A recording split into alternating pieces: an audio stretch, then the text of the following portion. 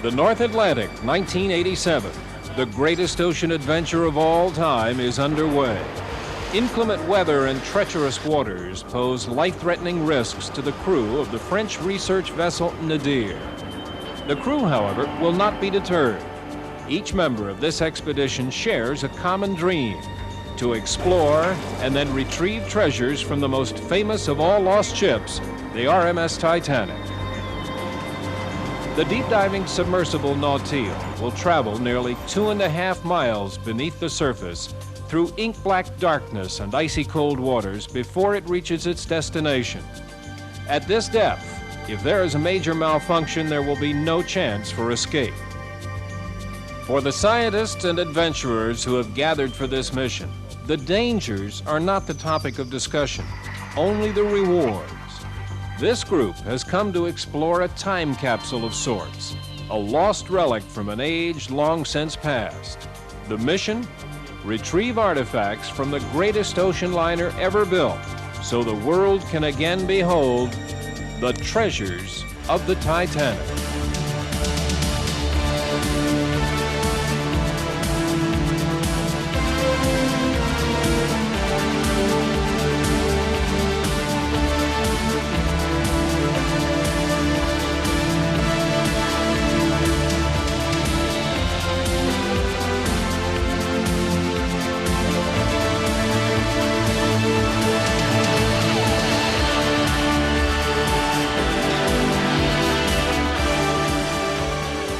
For 3/4 of a century, the most spectacular ship of its day, and quite possibly the most spectacular ship ever built, has rested comfortably on the ocean floor, hidden from sight deep in the murky depths of the North Atlantic.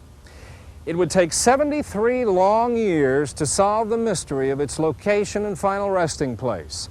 But after several unsuccessful attempts, the RMS Titanic was finally located in 1985 by a joint American-French team of oceanographers. A year later, American researchers explored the ship up close, and in 1987, further exploration of the Titanic was conducted. This time, retrieval of artifacts from the great ship began. And as a result, we have an opportunity to gain further understanding into one of history's great tragedies. But in order to retrieve these treasures of the Titanic, a scientific mission was mounted that was as technically sophisticated, as well planned, and quite frankly, just as dangerous as landing a man on the moon.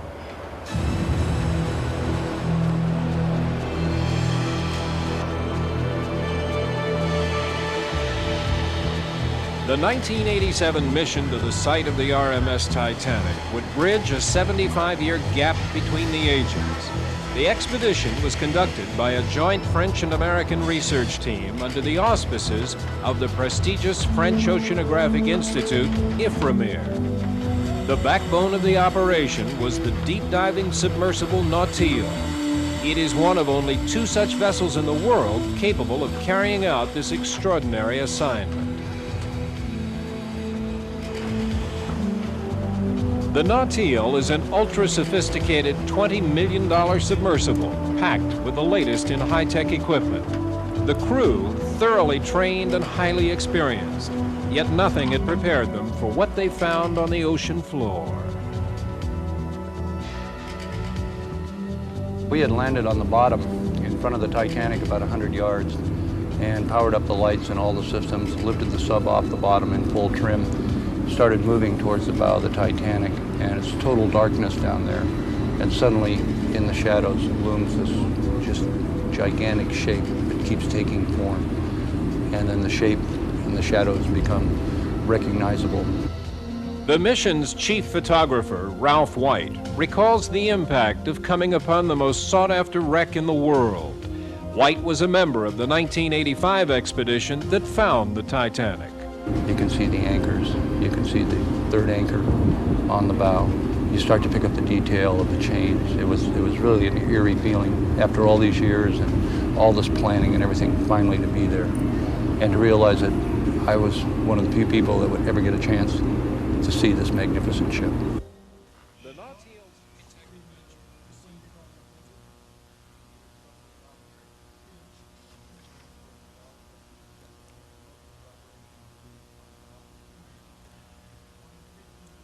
Prior to the dive, White and the mission commanders confer on the objectives of that day's operation. The submersible is under the direction of Commander P.H. Nargiolet, while the entire expedition is headed by Commandant Jan Karenflecht.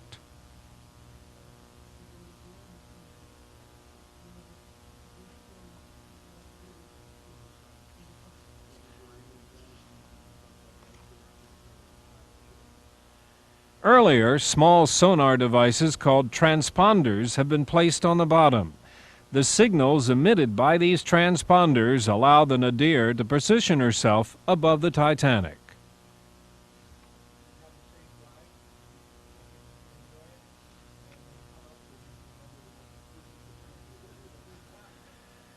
The Nautile's descent to the ocean floor is slow and tedious. The 26-foot-long sub has at its core a titanium sphere that is only 6 feet in diameter. It is capable of carrying a 3-person crew to a depth of 20,000 feet.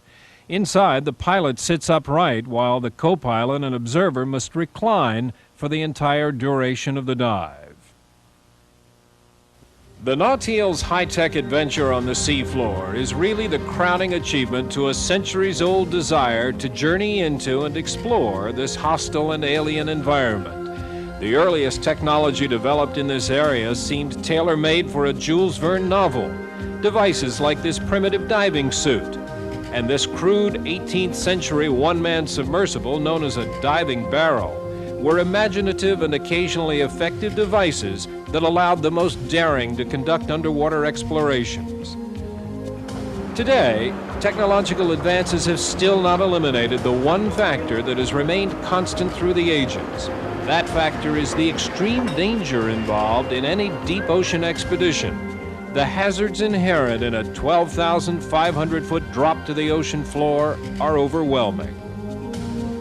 Being able to go to the depth of the Titanic, engineering-wise, is almost as extensive as going to the moon in a space program. It's a totally different type of engineering. In space, you're dealing with an absence of pressure. In the deep ocean, you're dealing with astronomical pressures. The weight of that water on the bottom at 12,500 feet is equivalent to about 6,500 pounds per square inch. That would be almost like taking 2 pieces of steel, putting a person's body in it, and then driving it over with the Atchison, Topeka, and the Santa Fe.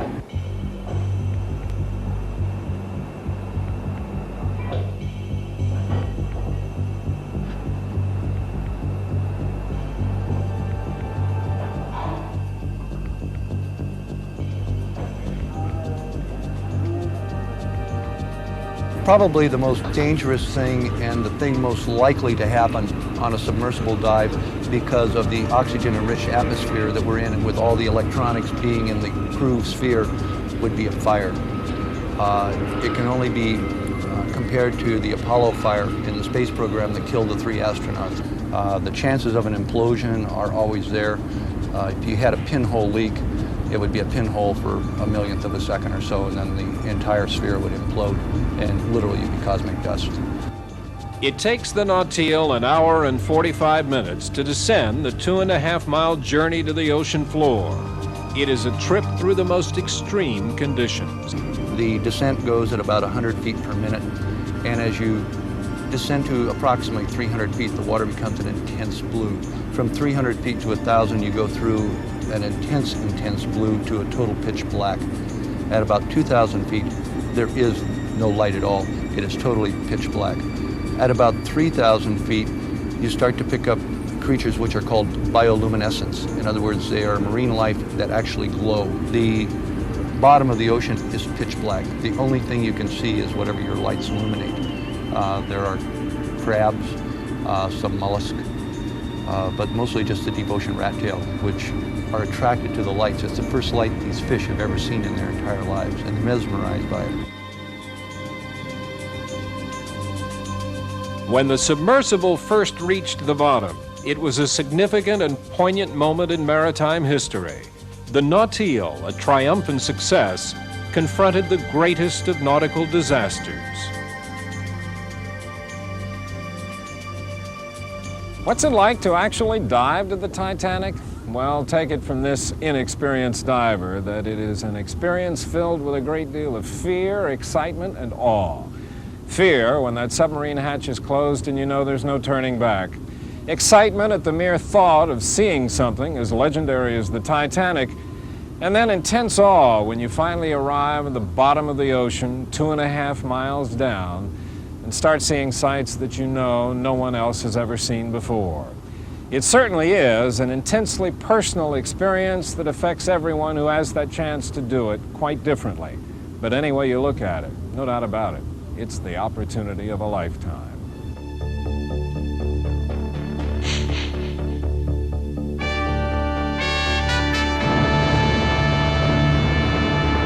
Diving on the Titanic and safely exploring the great wreck was indeed a remarkable scientific achievement.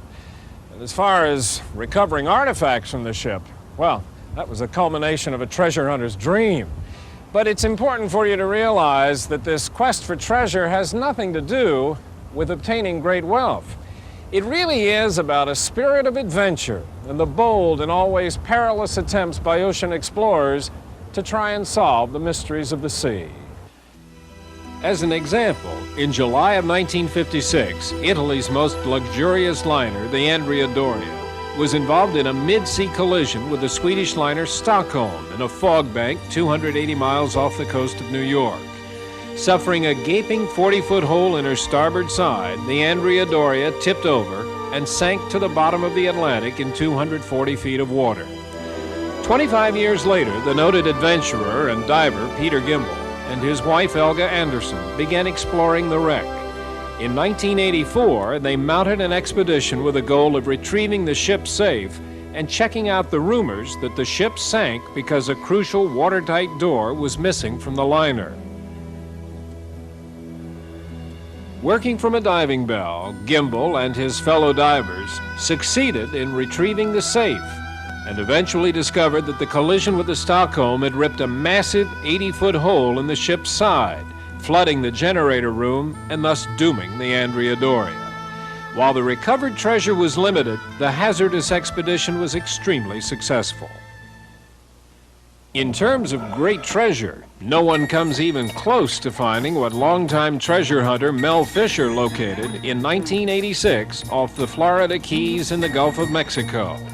Fisher, an Indiana chicken farmer, had spent 14 years hunting for the wrecks of two Spanish galleons, the Atocha and the Margarita, which had gone down in a hurricane in the year 1622.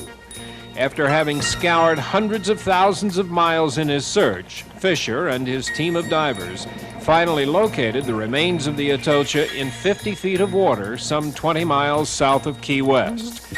The treasure, which is spread over 18 square miles of seabed, is still being recovered.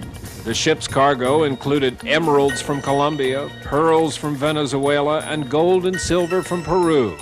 The estimated value of the treasure is in the hundreds of millions of dollars.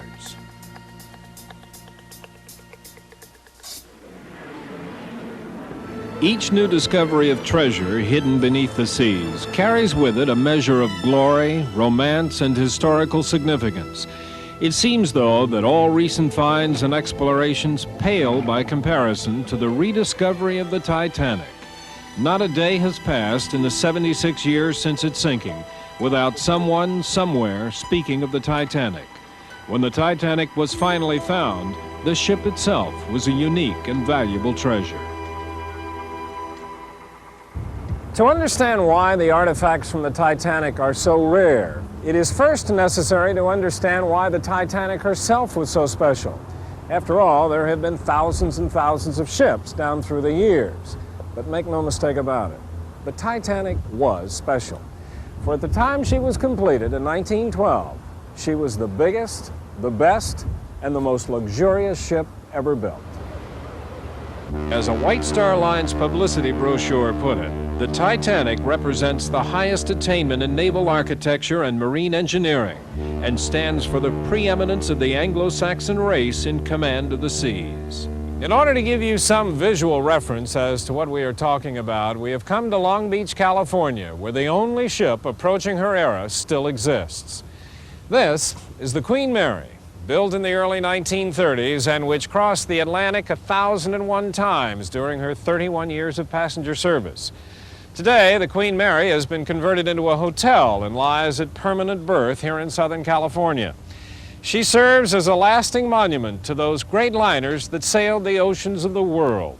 Now, all of them gone with this one exception.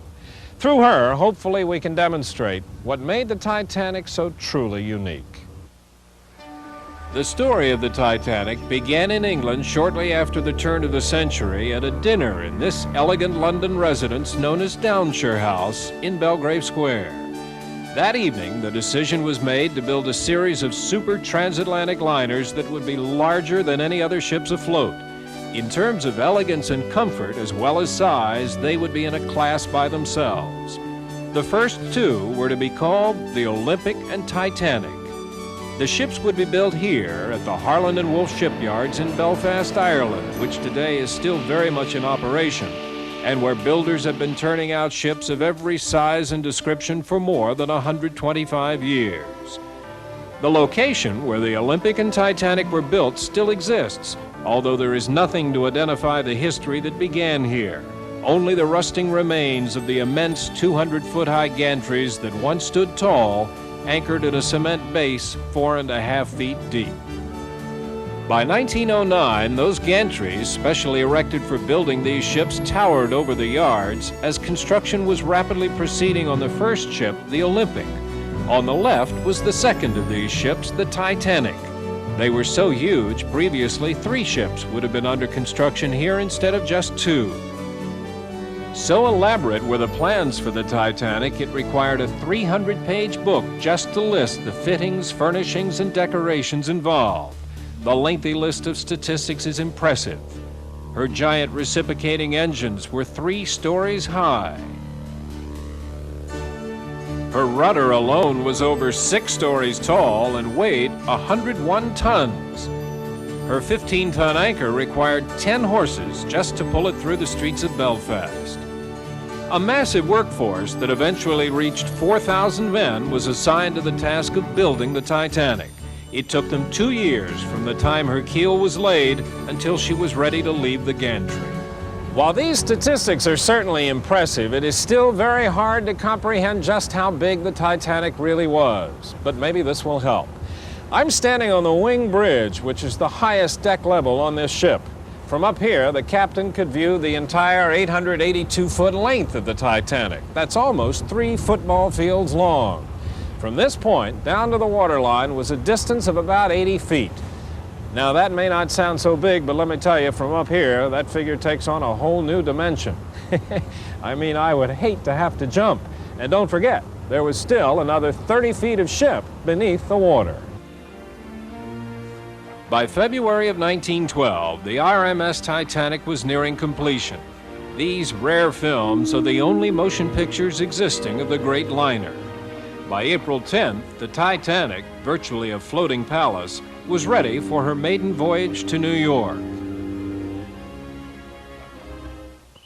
Edith Haseman was just 15 when she boarded the Titanic with her parents.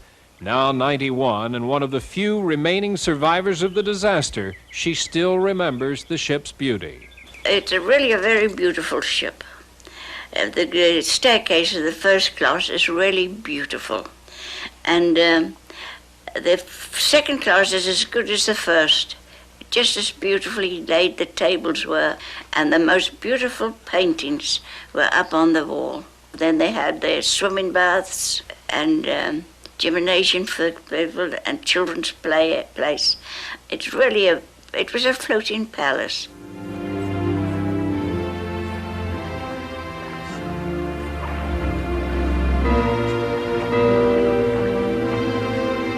While the Titanic appeared to have everything on board one could possibly desire, there was, strangely enough, one item that was not in sufficient quantity. I am referring to the number of lifeboats. Amazingly, the designer's original proposal had called for 64. But since that was far in excess of the number required under the maritime laws of 1912, the builders cut that number back to 16 lifeboats under davits, with an additional 4 thrown in for good measure. Now, davits are the steel frames which lower the lifeboats, swing them out over the side, and enable them to be lowered. There were, by the way, many of these davits from the Titanic photographed on the ocean floor. After the disaster, it was discovered that had there been enough lifeboats on the Titanic to hold everyone, they would have needed 63, one less than the designer had originally called for.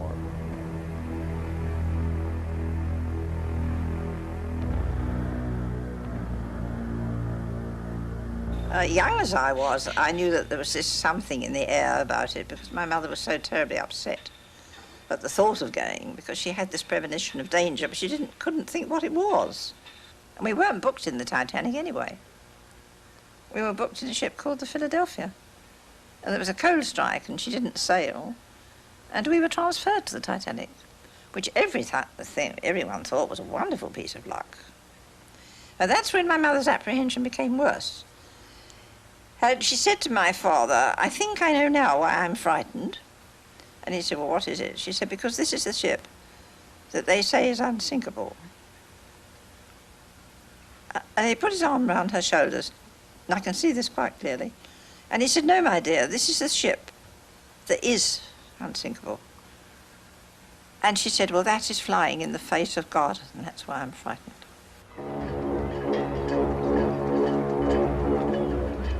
Late in the evening on April 14th, 1912, the RMS Titanic, the largest moving man-made object on this planet, struck an iceberg, and 2.5 hours later sank beneath the icy waters of the North Atlantic. Back then, the idea of locating and diving on the Titanic would have seemed absolutely ludicrous. Nevertheless, it remained an explorer's dream for the better part of this century. By the late 1970s, science and technology had finally caught up with that dream, and then it was only a matter of time until the Titanic would be found. By the early 1980s, the first serious attempts to locate the Titanic were underway. Between 1980 and 1983, Texas entrepreneur Jack Grimm sponsored 3 unsuccessful expeditions. The Titanic would lie in wait until 1985, when a joint French and American team of scientists finally solved the mystery of the ship's resting place. The mission, co-directed by Jean-Louis Michel of Ifremer and Dr. Robert Ballard of the Woods Hole Oceanographic Institute, found the Titanic about 350 miles off the coast of Newfoundland. Ballard and the Woods Hole team returned to the wreck in 1986 and explored it from a deep-diving submersible. With this expedition, they were able to piece together another chapter in the Titanic story. For 74 years, there was some disagreement among Titanic survivors as to how the ship actually sank. Did it go down in one piece, or did it snap in two, as some have maintained? Ballard and his team put that controversy to rest. At 11:40 p.m. on April 14th, the ship struck an iceberg. The Titanic then came to a full stop as water filled the ship. As the bow gradually disappeared, the stern of the ship stuck straight out of the water. The stress on the hull caused the liner to break apart between the third and fourth funnels. The stern appeared to right itself, but then, as it filled with rushing water, it dipped beneath the ocean, bobbed around for more than a minute, and then it too slowly disappeared from sight. As it sank to the bottom, the contents of the stern section spilled out of the ship, landing on the ocean floor, creating a massive debris field between the severed sections of the ship. The Titanic's once grand and state-of-the-art accoutrements were now strewn across this area.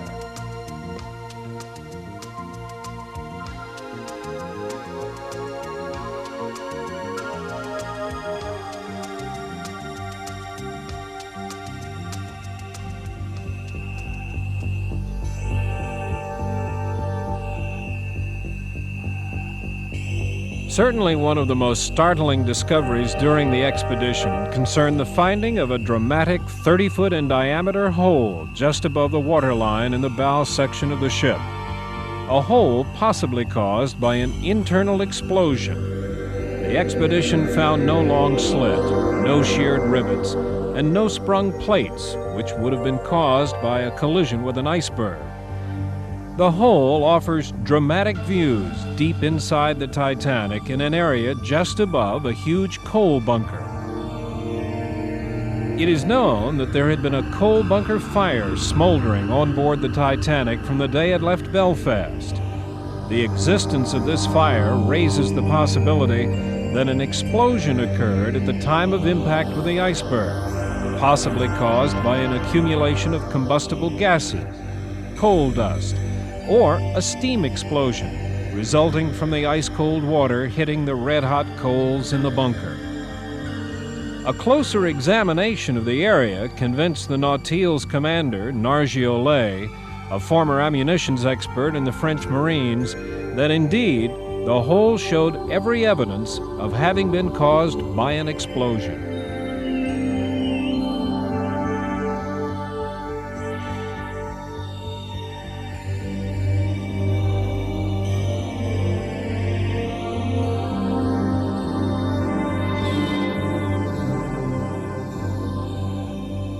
This explosion theory is supported by a Seattle, Washington engineer named William Dybo, who related to us a story he had been told many times by his father. Well, he claimed that the Titanic, in fact, never struck an iceberg. And in fact, she sank as a result of an explosion that developed from a fire in a coal bunker that had been burning from prior to when the ship sailed from Southampton. Now, he was a sergeant in the Army in World War I and heard this story firsthand from a crewman on the U.S. troop ship SS Mercury. This man claimed to have been a surviving stoker of the Titanic. And over the course of the journey back to the United States, my father spent a lot of time playing cards with this man, and this man insisted that the story of the iceberg having been struck was to conceal the real cause of the disaster. And we have always speculated that this possible cover-up was for insurance purposes. This explosion theory remains just that, only a theory. It will be left to future expeditions to determine if indeed it has merit and could have helped contribute to the demise of the Titanic.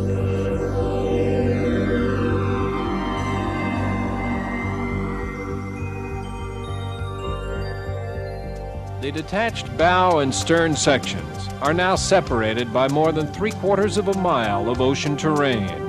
The ship's agonizing plunge beneath the surface, the forces of nature and time have had a different effect on each of the two sections.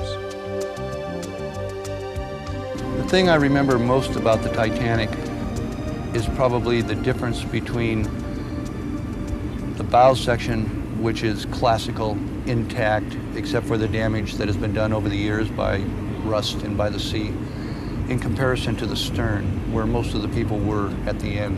The stern is just a big pile of junk. It's hardly recognizable. There really are very few distinguishing marks that even make it recognizable as a portion of a ship. In fact, until we went down below the stern and actually went in underneath the ship and saw one of the giant propellers, we weren't really 100% sure that we were right on the stern of the ship. The investigations of both the bow and stern sections were extraordinary. The view of the fallen mast and crow's nest is still among the most disturbing sights. It's here that the lookout spotted the iceberg that led to the demise of the Titanic. The crow's nest bell, so clearly visible in this photograph, signaled the impending disaster. The bell was retrieved and is in remarkable condition. It is perhaps the most haunting reminder of the events of April 14th, 1912. Nadir de Nautil pour contact immersion. Constant communication with the sub is maintained by a complex assortment of electronic equipment able to transmit voice communication to the very bottom of the ocean. To enable the submersible's pilots to verify locations or to confer with technicians on the mother ship, the Nautile is equipped with a camera system able to transmit pictures to the surface. Those pictures are transmitted by a hydroacoustic system, I guess. Yes. Okay. Yes, they are coming directly from the bottom. Okay. And well, as far as I can know, you can send those pictures you get right from the bottom directly ashore via satellite or something like that. Yes, sure, we can. Yeah, this is incredible. That means that at more or less 1 or 2 or 3 seconds in time, you see exactly the same thing you can see. The pilot of the submarine can see. Exactly the same picture. This is great. Great.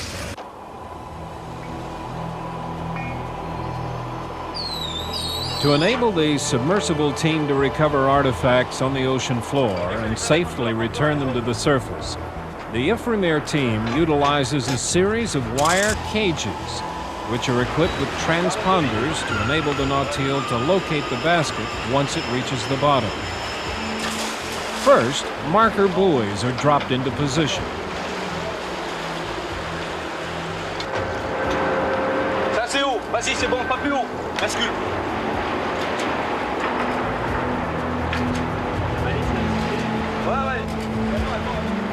Next, the syntactic phone-lined baskets are put overboard and set adrift. They are allowed to free fall through the 2.5-mile distance to the Titanic debris field.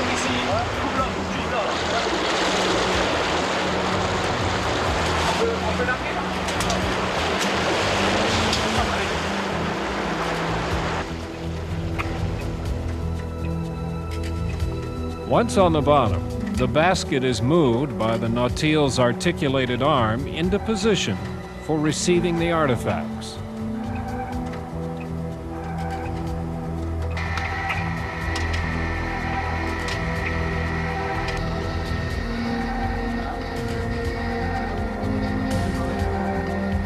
Here, the Nautile has located a telegraph from the bridge.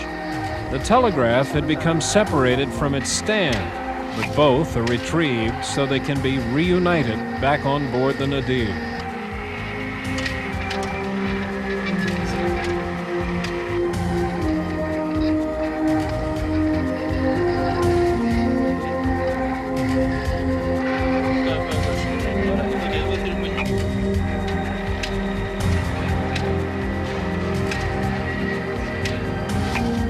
Ever so gently, this once key piece of equipment is placed into the retrieval basket. Once the basket is full, ballast holding it down is released by the submersible pilot, and the basket begins its rise. Immersion 1000 mètres. On the surface, the recovery team prepares for the basket's arrival, guided into position by signals from the transponders.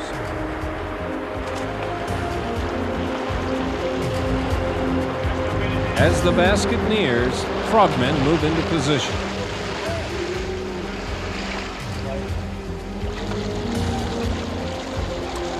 Safety lines are attached, and a net is placed over the top of the basket to make sure that small items are not washed out by the swells on the surface.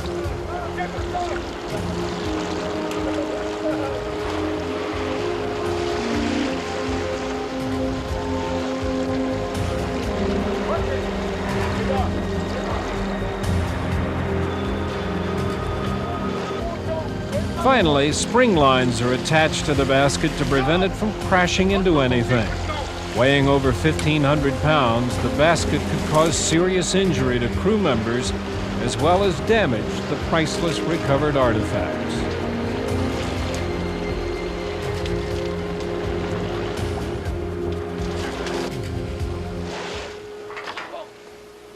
The Nautile's work in the debris field was conducted over the course of 32 dives.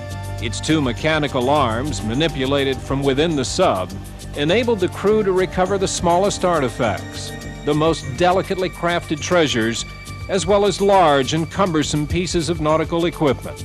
In most instances, the divers were surprised by the amazing condition of what they found.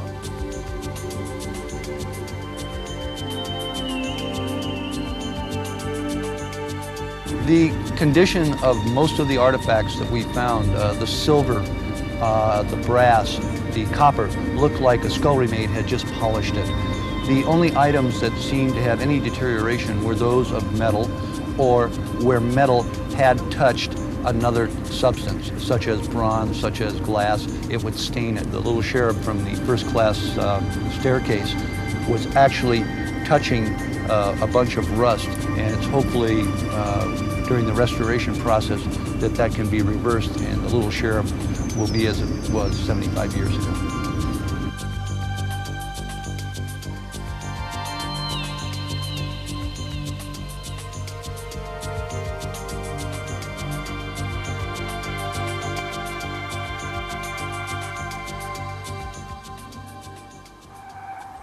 One of the most surprising finds in the debris field was this group of over 100 egg plates, still in the same position as when they had been stacked in a crate over 76 years ago.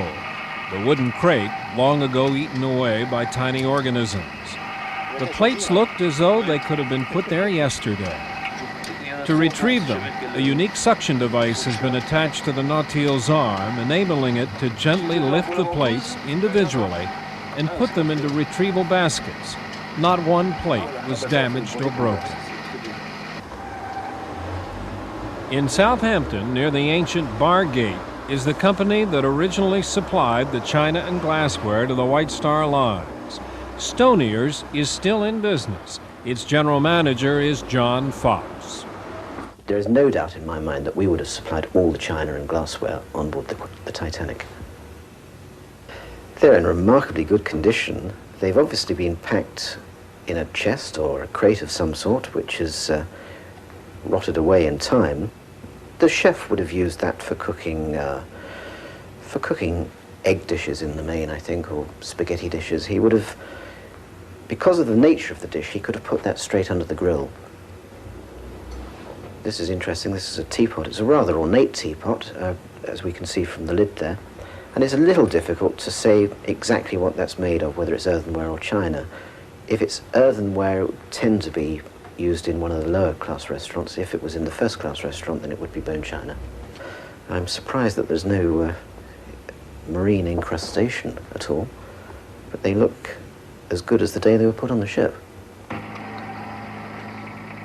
One of the most sought-after items of the expedition was this assistant purser's safe in the debris field.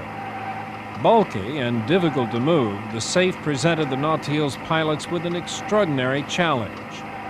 To retrieve it, the sub-team utilized a lariat. They roped the safe and lifted it into a basket. It was certainly the heaviest item to be recovered, weighing well over 100 pounds, and it was also quite possibly one of the most valuable.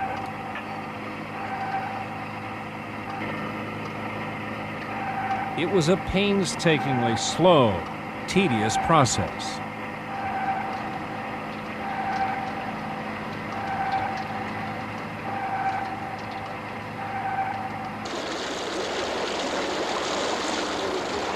When the basket reached the surface, word of its recovery had spread throughout the ship. Most of the crew gathered on board to take a look at this extraordinary find.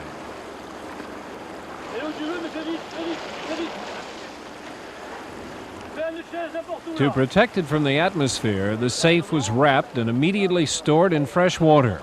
Captain Ivan Roark reveals the manufacturer's medallion.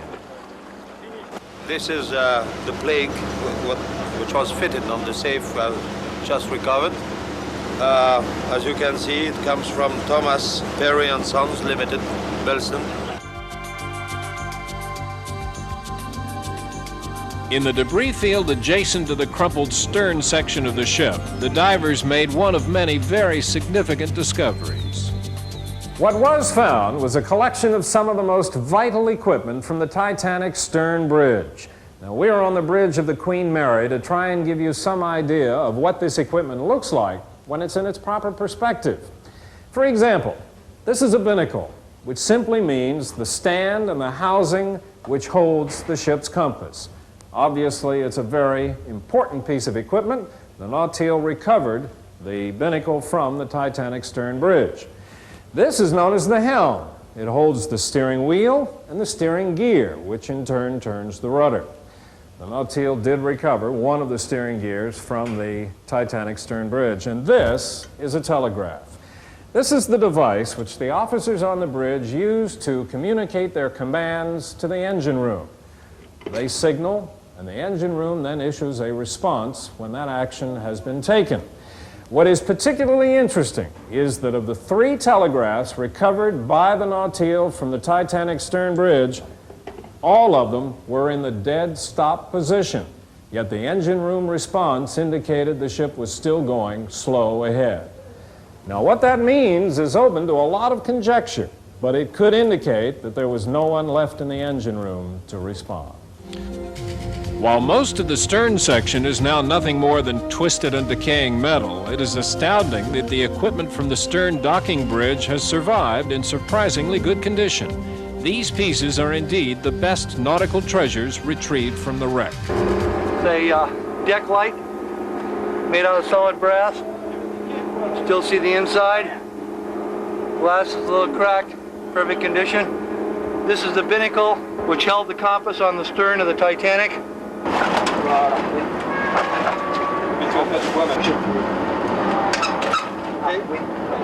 it?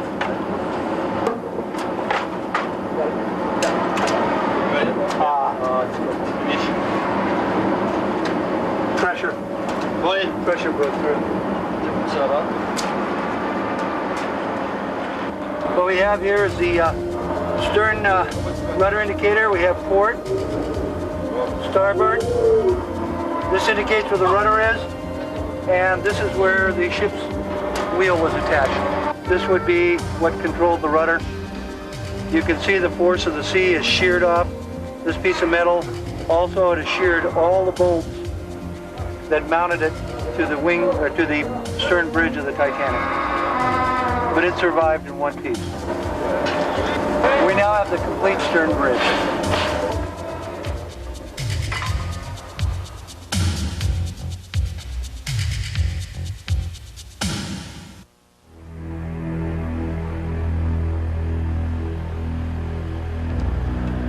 A dramatic night dive and recovery of the Nautil comes to symbolize the 1987 Titanic expedition.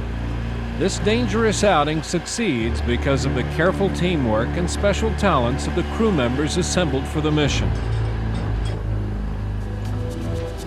The friendship and camaraderie that have developed among the French and American scientists and engineers in the course of the 2-month expedition were cause enough for celebration. But there were other accomplishments well worth toasting. 36 dives to the wreck of the Titanic, each conducted safely and without major incident. And most important, over 900 significant artifacts were recovered from the ocean floor.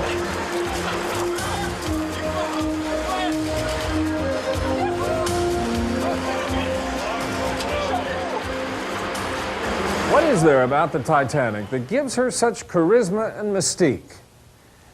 That's a really good question, especially considering her short career, just 5 days.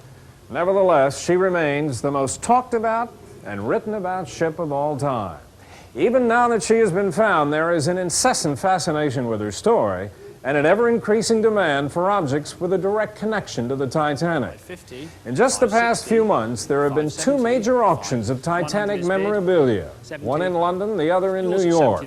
They attracted Titanic buffs and collectors from all over the world. This one in London was staged on April 15th, the 76th anniversary of the ship's sinking. We all done at 200 for the chamber pot, 210, 220, 230. At 230, I shall sell it at 230. Are we all 240? While most items that become available at public auctions are known to collectors, this year's Titanic auction produced a number of new items not known to exist before. This included many private letters and postcards which had long been held by family members and put up for sale for the first time this year. While postcards have become particularly hot items on the collectible market, the record belongs to this Titanic postcard, which was written on the ship and mailed before she departed Queenstown, Ireland for New York. The card, dated April 11th, 1912, and bearing the Queenstown postmark, was sold at last year's Titanic auction for the world record price of £2,000. then the equivalent of $3,900. The postcard was purchased by the Ulster Folk and Transport Museum, located just outside of Belfast, Northern Ireland. The card was one of the stellar attractions at the museum's recent exhibition of Titanic memorabilia, which was one of the most complete ever held anywhere. It attracted throngs of visitors fascinated with the opportunity to see anything connected with the legendary liner. The museum's maritime historian, Michael McCoffin, was not at all surprised at the exhibition's success. As you know, there's, of course, a worldwide interest in Titanic. And in Belfast, the interest is particularly strong because, of course, the ship was built here. The exhibit's piece de resistance was the actual shipbuilder's 30-foot model of the Titanic, built by Harland and Wolff before construction of the ship had begun. These builders' models served as guidelines as production proceeded and were accurate to the minutest detail. This model is valued in the millions of dollars. Other museums where Titanic items are on permanent display and prime attractions are in Liverpool and here at the Maritime Museum in Southampton, England. The quest to acquire newly discovered Titanic memorabilia at these museums never ceases, and while they display maritime artifacts from hundreds of ships, items connected with the Titanic are regarded as the most valuable. Undoubtedly, the most complete collection of Titanic material for sale can be found here in Southampton at a unique ocean liner shop called Cobwebs. The store's walls and shelves are jammed with over 5,000 items from many of the great but long-gone liners, such as the Lusitania, the Mauretania, right up to the QE2. But once again, the shop's customers who span the globe are most interested in items pertaining to the Titanic. She's definitely the most fascinating ship. I mean, the films that have been made of her, the times it comes up in television or on a cinema screen or even on the radio or in books, the stories that have been written about the ship or about people that were on her or something like that, it just goes on and on. And I think it will for a long, long time to come. Cobweb's collection of White Star Line items is impressive. These are all examples of the kinds of silver bowls, china plates, chamber pots, and other things that would have been used on the Titanic. But again, few, if any of these, actually came from the ship. The easiest stuff to authenticate is paper, whether it's an invitation to the launch of the Titanic or a postcard posted from the ship or interior brochures. Or most of the stuff tends to be post-disaster, which means after April the 15th. All kinds of stuff was turned out then. That is very, very much collected. But pre-sinking stuff is getting very, very difficult. Because there's so much interest in Titanic stuff, everybody that's selling it at the moment is putting the price up, which is fair enough. But it is getting much more difficult and it is getting much more expensive. What is particularly interesting is that this fascination with Titanic memorabilia pertains to items that did not go down with the ship. Imagine the excitement if artifacts recovered from the Titanic after 75 years on the ocean floor were ever made available to private collectors. While the more than 900 items recovered from the Titanic are extraordinary treasures, there are still many rare items yet to be discovered. And one of them has a particularly interesting story.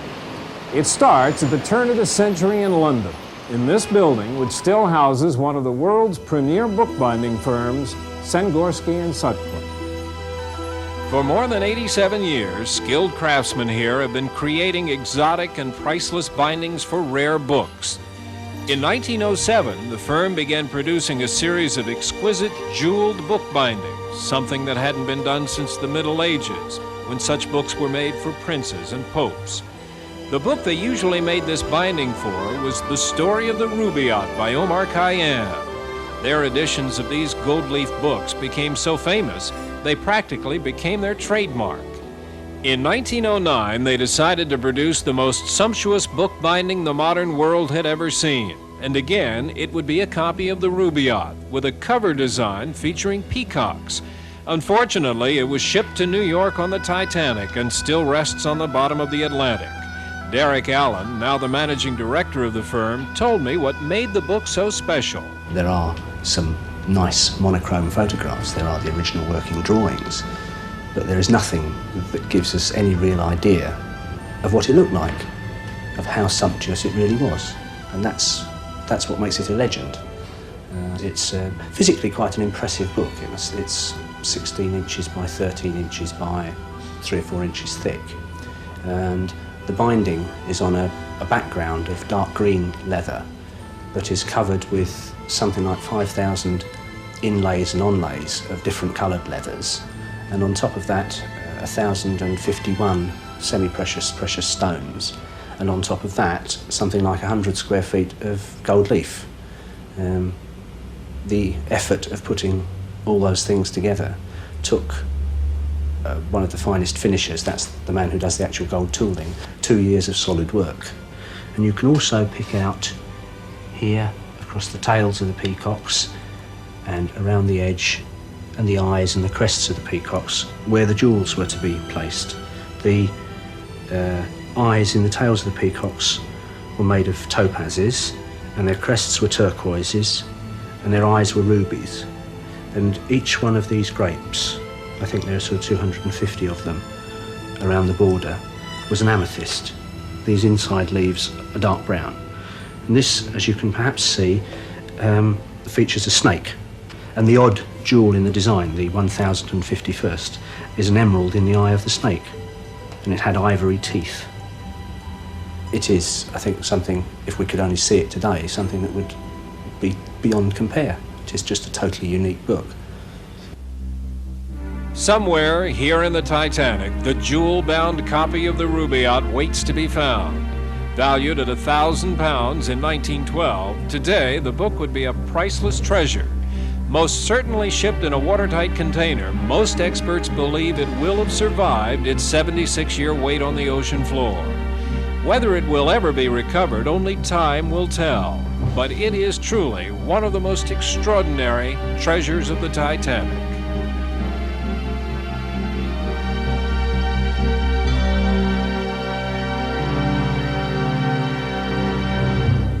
The Titanic expedition of 1987 recovered some 900 artifacts, each a priceless treasure brought up from some 2.5 miles beneath the ocean floor.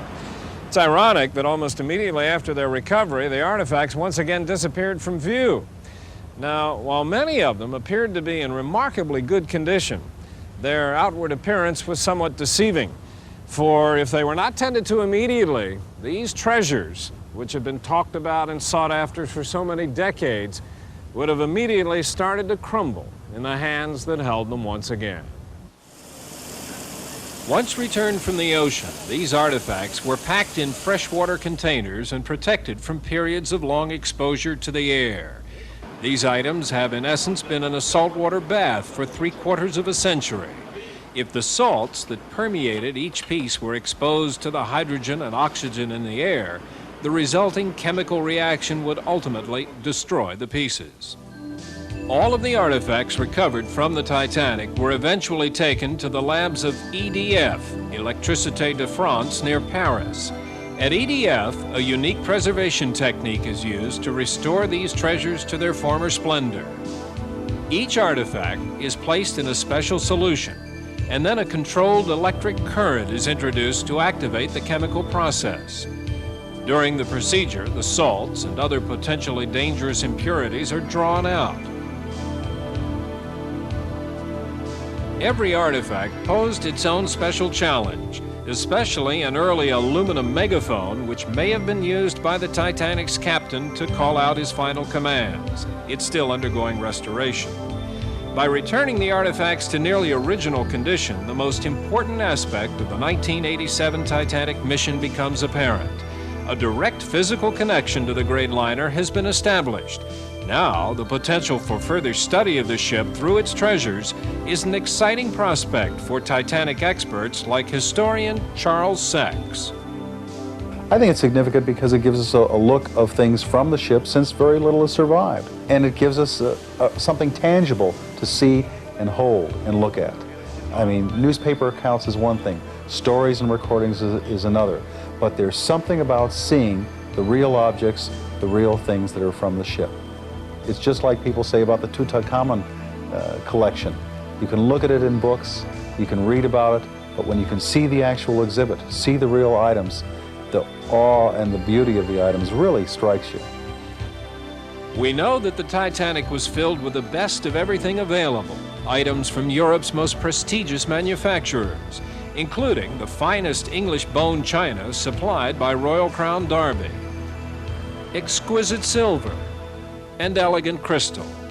But now we have learned that the ship also carried valuable items that previously were not known to have existed. This is what was so special about this expedition, is that it found things on the Titanic that we had never seen before. Some historians and authors even said in the newspapers that, well, we know everything about the Titanic and there's no use to go down to the ship now because we know everything. That's not true. Because what was brought up from the Titanic, we have things that we had never seen before. The particular china made for the Titanic was also issued for other ships by Stonier. It's this brown and turquoise china. An unusual piece in my collection, we believe, is a relish dish. They brought the exact same piece up from the Titanic. Sadly, due to the conditions down there, the enamel work is almost all gone, but the White Star Line flag is quite evident in the design. It's hard to say how much that would be worth, but since it was brought up from the Titanic, 13,000 feet down, is almost like bringing back a stone from the moon. What would someone pay for that? I would tend to think, who knows, $25,000, $35,000, $50,000, because it's an unusual piece. It shows the wear from the ocean, and it was from the Titanic. The Titanic's artifacts would be prized possessions in any collection, but these pieces will never be made available for purchase by private collectors. Still, it's only natural that there is speculation about the worth of the treasures, especially items like the cherub from the aft staircase in the first-class section. The cherub from the Titanic has to probably be a couple $100,000 or $1 million. I mean, it would be like a Russian Easter egg or Fabergé egg. I mean, there's a couple dozen of those. Here you have one, and it's very special, very unique, because it was first class, and it's a charming relic from that era. In a sense, the 1987 Titanic expedition has enabled us to touch the past, to study and re-examine the ship and its era. But even now, with the mission behind us, is there still more to be learned from the Titanic? The Titanic is probably one of the greatest time capsules in the world. One, it was a brand new ship when it sailed on its maiden voyage. It had not started its own self-destructive processes. It sunk in extremely deep ocean in extremely cold water. We know very little about what happens to different metals, different organic materials in the deep ocean. So the Titanic has been a 75-year capsule, a time capsule. Bringing back the items that we did from the Titanic site gives everyone in the world a chance to see the grandeur that was once this great ocean liner.